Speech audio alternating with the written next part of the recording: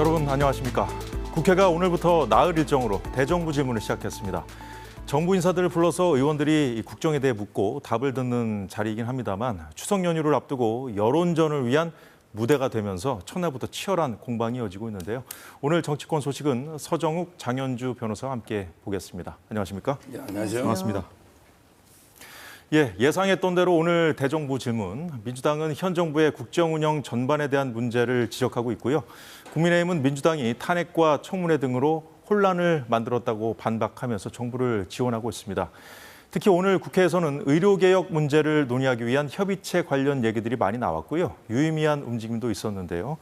자, 뭐가 유의미하냐? 오늘 국회의장과 여야 원내대표가 만나서 지금 협의체를 구성하려고 하는데 지금 의사들이 지금 안 들어오고 있지 않습니까? 그래서 의사들에게 동참을 유도하는, 그러니까 여야가 공히 의료개혁 문제를 논의하기 위한 이 협의체에 의료계가 참여하도록 공동으로 노력하기로 했다, 이런 발표가 있었습니다. 자, 서정욱 변호사님, 그런데 지금 이 추경호 원내대표하고 박찬대 원내대표 얘기를 들어보니까 추경호 원내대표 말은 일단 의사들이 좀 들어와야 된다. 그리고 그 정치권이 보조를 맞췄다는 데 좀 방점을 두고 있고, 박찬대 원내대표는 의사들이 들어올 수 있도록 정부가 좀 역할을 해야 된다.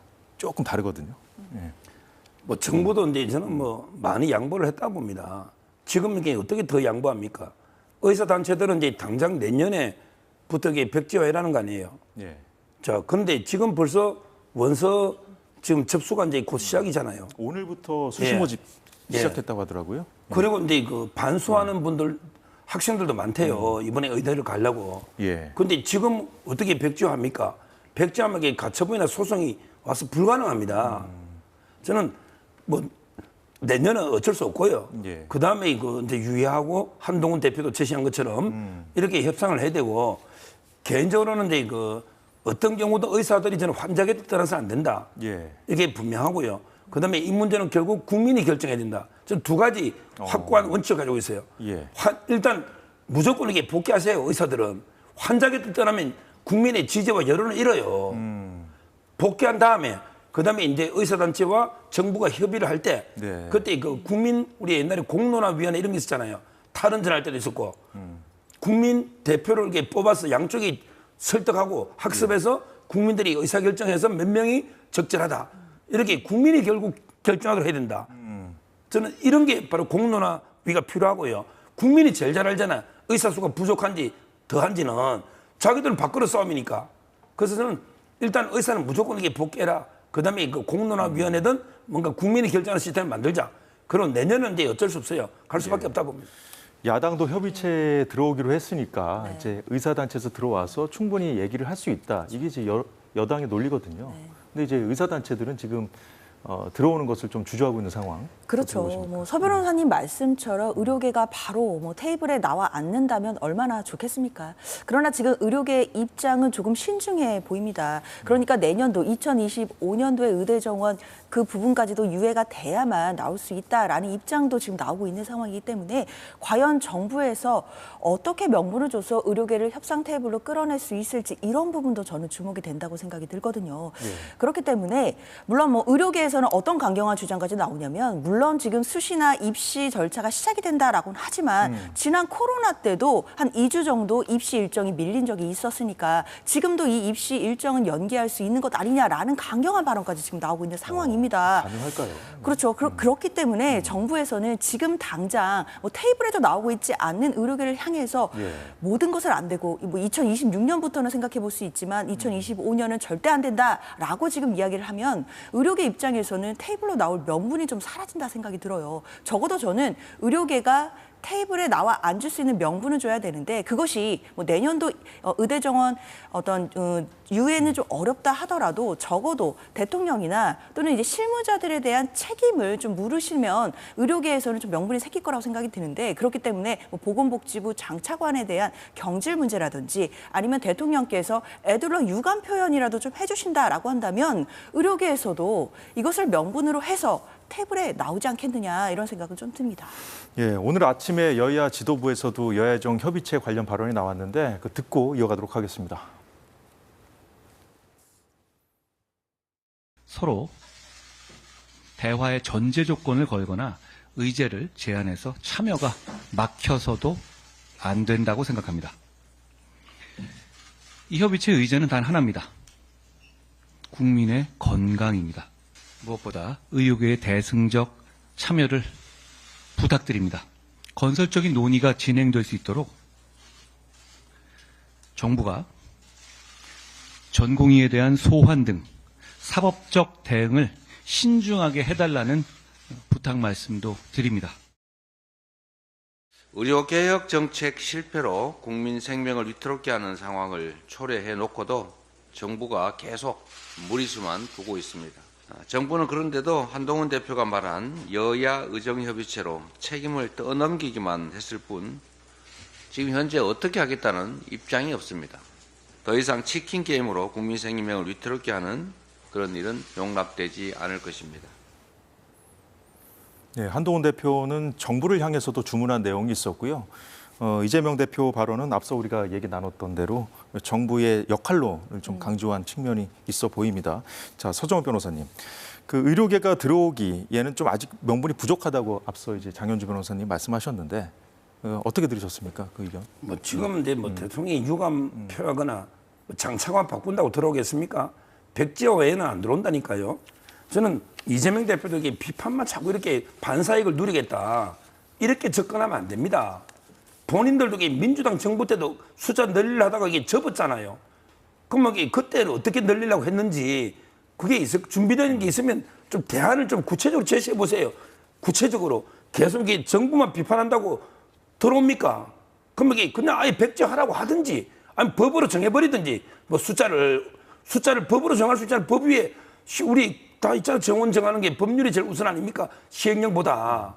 저는 좀 구체적으로 대안을 본인들도 이게 민주당 정권에서도 추진했다면 그게 준비된 정책이 있을 텐데 그거 어디 갔습니까? 문재인 대통령 때 늘리려 했던 그 정책은 그래도 이게 한번 제시해봐라. 뭔가 이럴 때는 이게 여야가 좀 똘똘 뭉쳐서 의사단체에 압력을 여야 움직이는데 지금 이게 정부만 공격하고 있으니 의사단체 눈치를 보는 건지 뭐 아니면 정부 공격 호재라고 생각하는 건지 이래가 해결이 되겠습니까? 저는 이재명 대표가 이게 좀 대안을 내놓으십시오. 예, 이재명 대표 그 야당을 향해서 대안을 내놓는 것이 필요하다는 말씀 들었는데 지금 이제 전제 조건을 내놓지 말아야 된다는 얘기도 이제 한동훈 대표가 했잖아요. 근데 그것이 이제 의사단체 입장에서는 그것을 내놓지 않고 들어가면은 이제 정부에 끌려갈 수 있다고 생각을 하고 있는 것 같고요. 정부는 또 정부대로 또 의사들이 원하는 대로 하면 또 개혁을 못할 수 있다는 그런 어떤 불안감이랄까 우려를 좀 하고 있는 것이 아닌가 싶은데요. 그렇죠. 그런 부분들이 있을 텐데 의료계에서는 사실상 정부의 안을 받고 이대로 협상 테이블에 나가게 된다라고 한다면 사실상 정부의 어떤 의료개혁 방향으로 끌려간다라는 우려도 분명히 있는 것 같고 그렇기 때문에 사실상 정부가 받을 수 없는 안을 주고 있다 이렇게 지금 생각하는 부분도 있습니다. 따라서 저는 정부가 좀 더 적극적으로 대처해야 된다고 생각이 드는데요. 그렇기 때문에 앞서 말씀드린 것처럼 의료계가 협상 테이블에 나올 수 있는 명분을 제시해 주면 됩니다. 그것이 2025년도 뭐 의대 정원 유예를 하거나 뭐 의대 정원을 증원하는 것을 뭐 백지화한다 이렇게까지 가지는 않더라도 적어도 지금 현 사태에 대해서 책임 있는 사람들에 대해서 경질을 한다든지 아니면 대통령께서 유감 표명 정도만 해주신다 하더라도 의료계가 이제 협상 테이블에 나오지 않을 명분이 사라지게 된다라는 생각이 들거든요. 그렇기 때문에 정부의 적극적인 구애가 전 더 필요하다라는 생각이 듭니다. 그렇지 않고 지금 여야 의정 협의체에 의료계가 나오지 않는다고 한다면 이 의료계가 나오지 않는 것에 모든 의료 공백의 책임에 어떤 책임을 모두 다 전가를 한다라고 느껴진다면 의료계 입장에서도 더 이상 정부를 신뢰할 수 없다고 느껴질 수 있기 때문에 그런 면에서는 정부가 조금 더 세밀하고 세련되게 접근해야 되는 것 아닌가 아쉬움이 듭니다. 예, 대통령의 유감 표명 내지는 뭐 책임자 경질 이 두 가지 동시인가요? 여튼 이 정도라도 해줘야 이제 의사들에게 명분이 좀 더 실릴 수 있다 이런 말씀인데 오늘 이 부분과 관련해서 언론에 그 주목을 받은 사람이 있습니다. 의료개혁 문제와 관련해서 오세훈 서울시장이 언론에 나와서 한 발언입니다. 지금 장현주 변호사님 말씀하신 거랑 좀 관련된 내용인데요. 박민수 복지부 2차관 지금 야당에서도 그렇고 의사들 일각에서 나오고 있죠. 경질하라는 요구 나오고 있는데 자 오세훈 서울시장 그 박민수 복지부 2차관의 거취를 고민하는 게 좀 사퇴 해결에 도움될 수 있다는 이 발언 서정호 변호사님 어떻게 보셨습니까? 지금 이제 그 의사 단체가요 예를 들어 이제 대통령이 유감 표명하고 그다음에 우리 장현주 변호사는 뭐 장차관 교체하면 들어오겠다고 약속만 해주면요. 제가 먼저 사퇴 시킬게요. 제가 대통령하고 어떻게 붙어서라도 사과하고 장차관 자르에게 들어오겠다고 약속해 주시면 그게 아닙니다.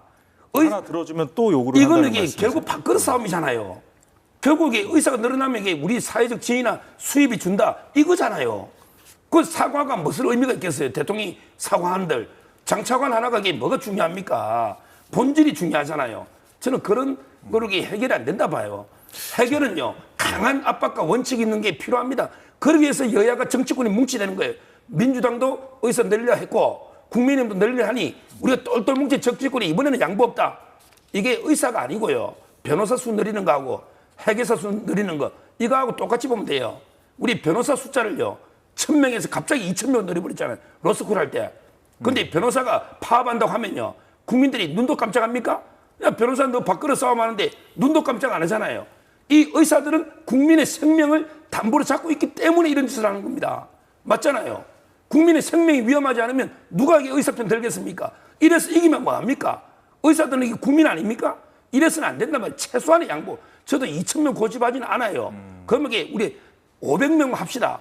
우리도 먹고 살아야 돼. 이게 300명 합시다. 이렇게 나와야 되잖아요. 내년도에 당장 2,000명은 아니잖아요. 아, 그러니까요. 제 말은 숫자를 내놔야 되잖아요. 백지화는 이게 너무하니 우리도 이게 300명만 좀 해주십시오. 이렇게 의사단체가 넣으면 그럼 협의하다가 500명 하다든지 이게 국민의 여론을 다 좌우되는데 무조건 백지화를 한 명도 안 된다. 국민의 생명을 담보로 이게 잘못됐단 말이에요. 국민의 생명이 왜 의사들 밥줄이 담보가 돼야 됩니까? 이게 화가 나는 일이에요. 자, 어떻게 보면 정부 여당도 대놓고 하지 못한 얘기를 좀 대신 해주신 것 같은데 예, 의사들도 조금 양보를 하고 들어와야 된다 이런 말씀 같아요. 그렇죠. 뭐 국민들 입장에서 봤을 때는 당연히 여야 의정 이 협의체가 제대로 운영되고 각자의 주체들이 나와서 또 테이블에서 회의하는 모습 그리고 협의해 나가는 모습 보고 싶어 하실 것 같습니다. 그러나 지금 현실을 말씀드리는 거거든요. 서 변호사님께서는 어떻게 본다면 그렇게 됐으면 좋겠다라는 바람을 좀 말씀해 주신 것 같은데 그럼에도 의료계가 지금 당장 협상의 테이블로 나올 것 같지 않기 때문에 정치권에서는 그러면 나올 수 있는 어떤 명분이라도 만들어줘야 되는 것 아니냐라는 지금 논의가 계속된다고 저는 생각이 들고 그런 차원에서 오세훈 서울시장도 지금 뭐 박민수 차관에 대해서 경질이 필요하지 않냐라는 취지의 이야기를 하고 있다고 생각이 들거든요. 저는 오세훈 시장의 이 발언은 굉장히 중요한 의미가 있다라고 생각이 드는 것이 결국 여권 내부에서도 이 의료 공백 사태가 계속된다라고 한다면 결국 국민 지역의 역풍을 맞게 될 것이고 여론이 모두 다 등을 돌리게 된다라고 한다면 사실상 윤석열 정부가 개혁을 하고자 하는 동력 전체를 잃을 수도 있다라는 불안감이 있다라는 생각이 듭니다. 그렇기 때문에 지금이 굉장히 중요한 분수령이고 지금 이 사태를 더 이상 커지지 않게 봉합하지 못한다라고 한다면 결국은 국민들께서 등을 돌리셨는데 윤석열 정부가 어떤 개혁을 할 수 있겠습니까? 그렇기 때문에 보수 진영에서조차 지금 어떤 여론의 심상치 않음을 보고 불안해하는 기류가 분명히 있다라고 보이고요. 그렇기 때문에 박민수 차관부터라도 좀 경질을 해서 이런 여론들을 조금은 바꿔나가고 의료계에도 구애 손짓을 해야 된다라는 그런 불안감이 저는 담겨 있다고 생각합니다. 예, 여야 의정이죠. 의사단체까지 포함된 여야 의정 협의체를 추석 연휴 전에 가동시키는 것을 정치권이 목표로 하고 있는데 과연 가능할지 지켜보도록 하겠습니다. 자, 방금 전에 오세훈 서울시장 발언을 저희가 좀 봤는데 오세훈 시장 행보와 맞물려서 또 주목받는 인물이 있습니다. 김동연 경기도지사인데요. 화면 준비됐나요? 예. 자, 이재명 대표가 추진하고 있는 1인당 국민 2인당 25만 원 지원법, 전국민 25만 원 지원법이죠. 관련해서 반대 입장을 분명히 냈습니다. 하늘이 13조 원을 안 준다. 저런 발언도 했군요. 그리고 전국민 25만 원 주면은 다른 모든 사업을 포기해야 된다.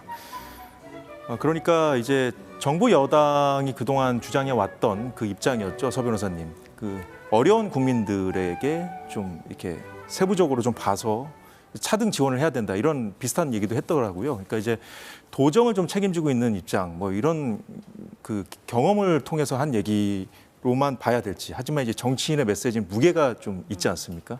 그래서 어떻게 봐야 될죠? 지금 저는 이제 그 김동연 지사 발언도 이게 좀 부적절한 게요. 본인은 이제 전 국민을 똑같이 25만 원 주는 걸 반대하고 어려운 계층에게 두텁게 주자. 뭐 이렇게 또 설명을 했어요. 네. 그럼 이게 어려운 계층을 두텁게 주면 13조 원이 하늘에서 떨어집니까? 전 국민을 주면 13조 원이 하늘에서 안 떨어지는데 어려운 계층을 많이 주면 이게 떨어집니까? 어떤 경우도 이게 13조가 우리 주머니에 있는 돈이 아닙니다. 결국은 이제 미래 세대 돈을 약탈해 와야 됩니다. 뺏어와야 되잖아요. 빚을 내면 이게 그러니까 지금 예를 들어 이게 제가 가정이다. 가정이 확대된 게 국가 아닙니까? 저희 집이 어려우니까 제가 이제 빚을 내 가지고 당장 이제 뭐 애들 어려우니까 네. 생활하는 건데 제 말은 그 빚은 누가 갚아야 됩니까? 부채도 상속되는 거 아닙니까? 예. 결국은 이제 미래 세대 돈을 가져오는 거예요. 뭐 약탈이라기보다는 미리 땡겨 쓰는 개념이죠. 그러니까 예. 미리 왜 미래 세대 돈을 미리 땡겼습니까? 우리 후손들 진짜 힘듭니다. 저출산 고령화록이 한 명 한 명이 어르신들 몇 분을 지금 부양해야 되잖아요. 그런데 더 땡겼습니까? 지금 좀 어렵다고? 저는 그건 아니라 봐요. 지금 이게 어떤 방안이든 이재명 대표 그건 말도 안 되는 거고 김동연 지사도 이게 만약에 13조를 빚내서 차등 지급하자면 그것도 이게 말이 안 된다 봐요. 자, 오세훈 서울시장 행보도 그렇고요. 이 차기 대권주자 잠룡 그룹에 들어있기 때문에 언론들이 오늘 주목한 게 아닌가 싶은데 김동연 지사 이 행보를 두고는 이제 당내에서는 민주당 내에서는 비명으로 지금 되어 있는데 반명으로 더 간 것이냐 뭐 이런 관측도 나오더라고요. 그렇죠. 물론 이제 김동연 지사가 경제관료 출신입니다. 아시다시피. 그렇기 때문에 뭐 보편적 복지나 이런 부분에 대해서 본인의 의견도 표명할 수 있다고는 생각은 들어요. 예. 다만 이런 발언들이 정치적으로 어떻게 해석이 될지를 솔직히 모르실 분이 아닌데 지금과 같은 시기에 이런 발언을 하셨다는 점에서 당내에서는 좀 비판적인 시각도 분명히 존재하는 것 같습니다.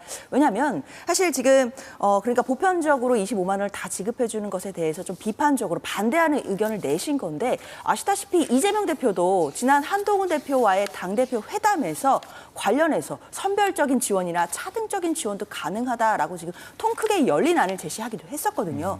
그런 상황에서 김동연 지사 이런 메시지가 나간다고 한다면 사실 민주당이 그럼 어떤 입장이야? 라고 하는 메시지에 좀 혼선을 줄 수 있다라는 생각도 들고요. 그리고 사실 어제 이제 문재인 전 대통령과 이재명 대표가 만나서 단합을 또 이야기하면서 함께 통합하는 모습을 보여줘야 된다라는 걸 굉장히 강조를 했는데 사실 이런 이야기들이 김동연 지사의 이런 언급들이 나가게 된다라고 한다면 결국에는 우리 내부에 있는 또 작은 차이를 다시 한번 확인하게 되는 꼴이 되기 때문에 지금 우리의 결기를 하나로 모아서 현 정부의 잘못을 지적하고 바로잡는 데 써야 된다라고 하는 당 지도부의 메시지에 또 혼선이 올 것 같아서 그런 부분에서는 좀 부적절하지 않나 생각됩니다. 예. 어제 문재인 전 대통령과 이재명 대표 회동한 부분까지 좀 짚어주셨는데 다음 주제로 바로 넘어가겠습니다. 오늘 대정부 질문에서는 여당이 이제 문재인 전 대통령 수사를 법과 원칙에 따라서 엄정하게 수사해달라 이렇게 정부에 촉구했습니다. 어제 이재명 대표가 양산으로 내려가서 문 전 대통령을 예방했는데요. 이 자리에서 두 사람은 검찰 수사가 흉기가 되고 정치 보복 수단으로 되는 현실이 개탄스럽다고 했습니다. 7달 만에 만났죠, 두 사람. 문 전 대통령과 이 대표가 자신들을 향한 검찰 수사를 정치 보복으로 규정한 것인데요. 문 전 대통령과 이 대표는 윤석열 정권을 향해서 준비되지 않은 대통령이 집권해서 나라를 혼란스럽게 하고 불안을 키운 상황에 대해 국민 불안이 크다는 입장도 같이 밝힌 것으로 전해졌습니다. 자, 서정훈 변호사님께 먼저 여쭤볼까요? 자, 오늘 대통령실에서 바로 이 준비 안 된 대통령 발언에 대해서 또 문재인 전 대통령을 향해 본인부터 돌아보라 이렇게 또 반박 입장도 바로 냈던데 어떻게 보셨습니까, 이 상황? 일단 이제 문재인 대통령이 정치를 하려고 했던 게 아니잖아요. 본인 책의 운명에 보면요. 노무현 대통령이 극단적인 선택함으로써 내가 운명적으로 끌려 나왔다. 이런 식으로 이게 책이 돼 있잖아요. 본인은 이게 뭘 준비해놨습니까? 갑자기 끌려 나왔다고 노무현 대통령 불행한 석으로 이렇게 본인이 스스로 고백하고 있잖아요. 그게 저는 뭐 마치 이게 뭐 본인들 문재인 대통령이나 이재명 대표는 준비가 돼 있는 것처럼 이게 잘못됐고요. 그다음에 두 번째, 지금 문재인 대통령 때 그 초에 전직 대통령 2명 구속하고, 그다음에 200명 구속하고, 그다음에 900명 수사하고, 이거는 적폐 수사하고, 본인들에 대한 수사는 이게 그 보복입니까? 이거는 무조건 이게 본인들이 수사하면 다 적폐청산이에요. 근데 본인들이 수사 당하면 전부 이게 정치 보복이다. 내로남불되게 유분수가 있어야지. 이건 너무한 거 아닙니까? 본인들이 훨씬 더 심하게 했잖아요. 전직 대통령 2명 구속하고 200명 구속하고 900명을 수사를 한 이 정권이 어떻게 정치 보복을 운운합니까? 이게 두 번째고요. 마지막으로 이 수사 어떻게 됐습니까? 이재명 대표에 대한 대장동 수사 누가 제보했습니까? 그때 이낙연 캠프에 남평호 그때 민정실장이 내가 했다고 했잖아요. 예. 대장동 의혹을 이렇게 이낙연 캠프가 재계에서 수사가 시작된 겁니다.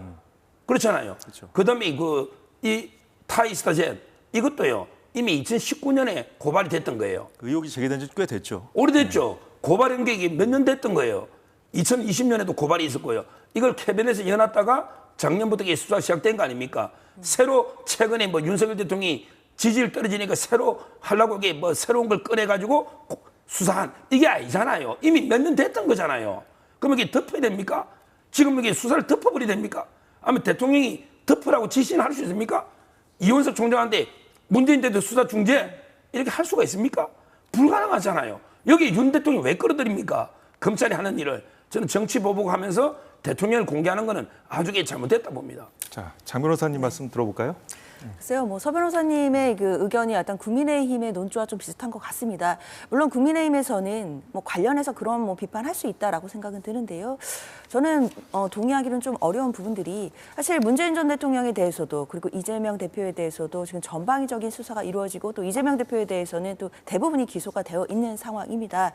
그런데 한쪽 진영에 대해서는 검찰의 칼날이 정말 날선 칼날이 되어서 들이닥치고 또 김건희 여사에 대해서는 상대적으로 그 수사가 솜방망이처럼 다가온다라고 한다면 국민들께서 과연 윤석열 정부의 검찰이 공정하다, 공정하게 수사하고 있다라고 보실 수 있을지 좀 의문이 듭니다. 그렇기 때문에 김건희 여사에 대해서는 수심위에서조차 불기소로 권고가 나고 이제 뭐 명품백 사건과 관련해서는 불기소 처분만이 이제 남은 상황이다라는 이제 보도와 함께 문재인 전 대통령에 대해서는 뭐 계좌 추적부터 시작을 해서 전방위적인 강제 수사가 이루어지고 있다라는 점이 함께 보도가 되고 있기 때문에요.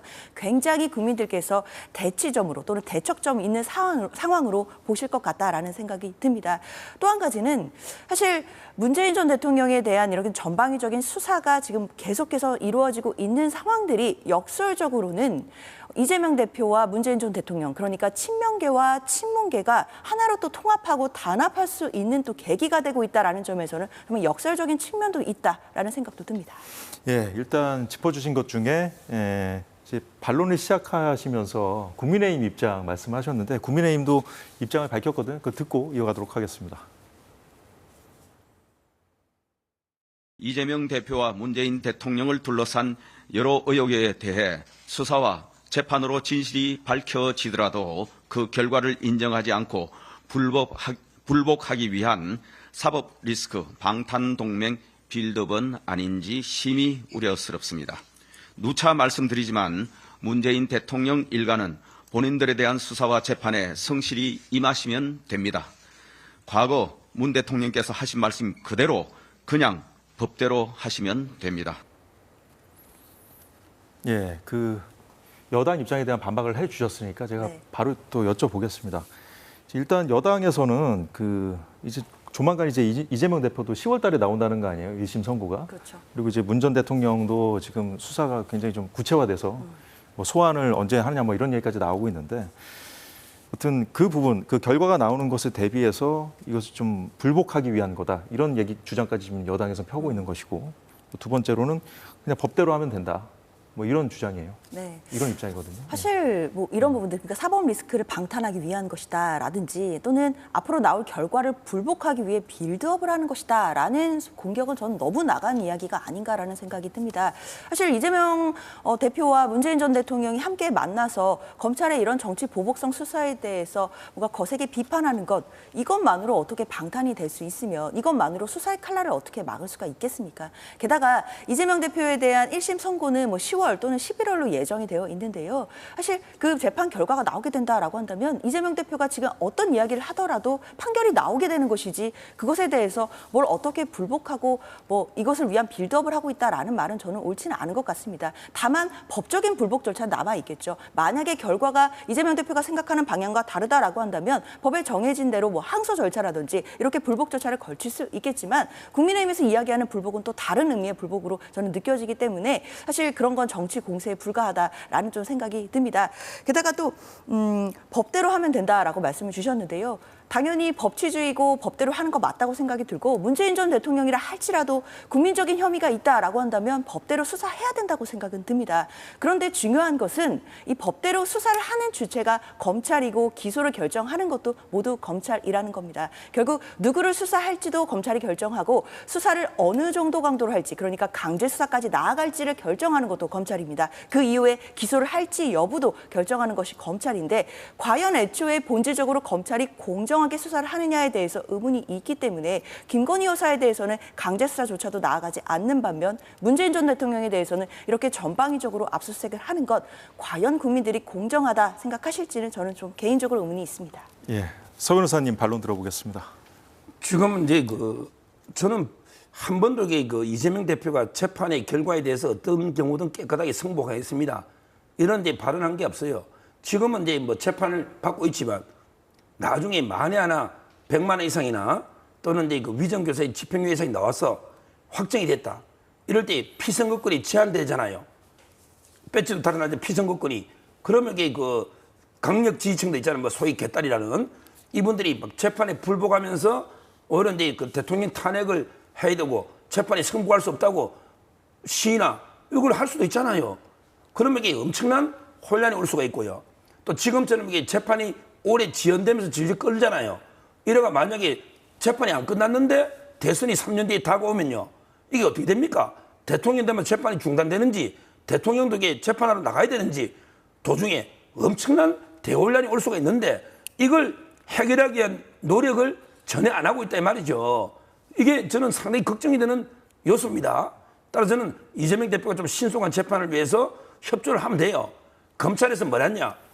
예를 들어 이제 대장동 위례만 선고하고 그다음에 백현동이나 FC는 분리해서 보내달라. 여기에 동의해주면 돼요. 그러면 재판부 여러 재판부가 사건하면 훨씬 빨리 끝날 수 있잖아요. 이런 식으로 본인이 협조할 수 있거든요. 본인이 진짜 무죄를 확신하면 빨리 무죄를 떨어야지 대통령이 나오죠. 재판 도중에 있는 피고인이 출마한다면 말이 안 되잖아요. 재판. 저는 이런 것 때문에 요즘 자꾸 계엄령을 계속 괴담을 퍼뜨리는 이유도 그때 되면 이게 완전히 대혼동이 우리 그런 경험이 있었어요. 옛날에 김대중 내란 음모 사건 80년에 서울에 보면 있잖아요. 그때도 김대중 막 사형시키고 이게 재판할 때 거기 불안해서 광주에 우리 민주운동이 그때 난 거 아닙니까? 이런 혼란이 올 수가 있단 말이죠. 저는 이재명 대표가 좀 더 신속한 재판에 협조하고 그다음에 나는 재판에 승복해서 내가 대통령이 못 놓더라도 깨끗하게 봐드리겠다. 이런 선언을 해야 된다 봐요. 장 변호사님도 말씀하셨습니다만 그 야권에서 이 야권 인사들에 대한 수사 그 관련 얘기할 때마다 늘상 하는 얘기가 있잖아요. 검찰이 김건희 여사한테는 그렇게 하지 않으면서 왜 야권 인사들에게만 엄정한 잣대를 들이대냐 이 부분에 대한 입장은 없으십니까? 지금요. 예를 들어 이제 검찰이라는 건 있는 죄는 있다 하고 없는 죄는 없다 하고 있는 죄도 이게 저울을 달아봐야 되잖아요. 제가 예를 들어 이제 뭐 문재인 대통령 사위 서창호 씨가 타이스트에서 제가 300만 원짜리 파우치백 하나 받고요. 그다음에 김건희 여사가 최재형 목사한테 2억 2,300 받았으면요. 저는 김건희 여사부터 공격합니다. 300만 원짜리 파우치백 선물로 던져놓고 간거하고 그다음에 2억 2,300 이거 액수하고 재질을 비교해봐야 되잖아요. 제가 타이스트에서 총 수입을 봤어요. 총 수입이 2018년에 600만 원, 1년에 600. 그다음에 2020년에 1,500, 2021년에 70만 원입니다. 이게 회사입니까? 이게 일하고 월급 받은 겁니까? 1년 총 수입이 70만 원이야. 근데 월급을 2억 2,300을 줘요. 이게 그냥 차라리 내를 중진공 이사장 임명해서 고맙다고 현금으로 김정숙 여사는 현금 5만 원짜리로 현금으로 2억 갖다 주는 게 안 들키겠지. 이걸 월급을 주는 것처럼 꾸미니까 지금 들통난 거 아닙니까? 어떻게 70만 원 버는 회사가 전무한테 2억 2천 월급을 준다? 그럼 이게 할 일이 있을까요? 70만 원 수입 받는 회사가 할 일이 있을까요? 서모시가게 일을 했을까요? 저는 이런 걸 가지고 자꾸 이게 탄압을 하면 안 됩니다. 이거는 본인들이 의혹이 있잖아요. 제가 조금만 반박을 네. 하자면 뭐 말씀 주신 것처럼 명품백 가격이 한 300만 원 상당이라고 알려져 있는데요. 저는 액수만 가지고 이야기를 하자라고 한다면 김혜경 여사가 지금 현재 공직선거법 위반으로 받고 있는 재판에서 제공한 식사 비용은 10만 원 남짓입니다. 그럼에도 불구하고 김혜경 여사에 대해서는 전방위적인 압수수색이 있었고 그 이후에 기소까지 된 상황인데 사실 그것과 비교해 본다라고 한다면 사실 액수만 가지고 논할 것은 아니라고 생각이 들고요. 검찰에서도 공직선거법 사건 같은 경우에는 10만 원이라는 액수가 중요한 게 아니라 선거에 미치는 영향력이 중요하다라고 본 것처럼 청탁금지법 위반이라든지 공직자의 배우자가 받는 어떤 금품에 대해서는 단순히 액수가 문제되는 것이 아니라 이것이 결국 공직사회에 미치는 악영향을 생각했을 때는 저는 또 심각한 또 혐의가 될 수 있고 또 심각한 사안이 될 수 있다라는 점에서는 국민들이 우려의 목소리를 주시는 거라고 생각합니다. 자, 김혜경 씨 수사 관련된 얘기를 또 해주셨네요. 서 변호사님 간단히 뭐 반론하실 내용 있습니까? 지금 간단히만. 김혜경 씨 그 공장을 보세요. 그 한 번은 기소가 됐는데 시효가 6개월이잖아요. 그 전에도 수차례 그렇게 접대한 게 있습니다. 시효 6개월이 지나서 그런 거고요. 또 이게 카드를 그것만 썼습니까? 일제 샴푸 쓴 거라든지 또는 그 초밥 샌드위치 그것도 이게 추가로 또 조사받았잖아요. 이 수많은 수천만 원의 금액 중에서 이제 선거법의 공소시효 때문에 10만 4천원만 기소가 된 거지 그게 다가 아니라는 거 그걸 말씀드립니다. 자, 이제 앞서 우리가 문재인 전 대통령하고 이재명 대표 간의 회동 얘기를 하면서 여기까지 왔던 것인데요. 자, 이 두 사람의 회동, 이 지금 정치권에서는 그렇게 보더라고요. 이제 그 사법 리스크를 동시에 지금 들어오는 상황이 됐기 때문에 검찰의 칼끝이 지금 이재명 대표, 문재인 전 대통령까지 왔기 때문에 공천 과정, 총선 공천 과정에서 좀 불편한 기류들이 좀 노출이 됐었잖아요. 그 상황에서 좀 연대하는 모습을 갖춘 거 아니냐, 좀 이런 식으로 보던데 두 분은 어떻게 보시는지요?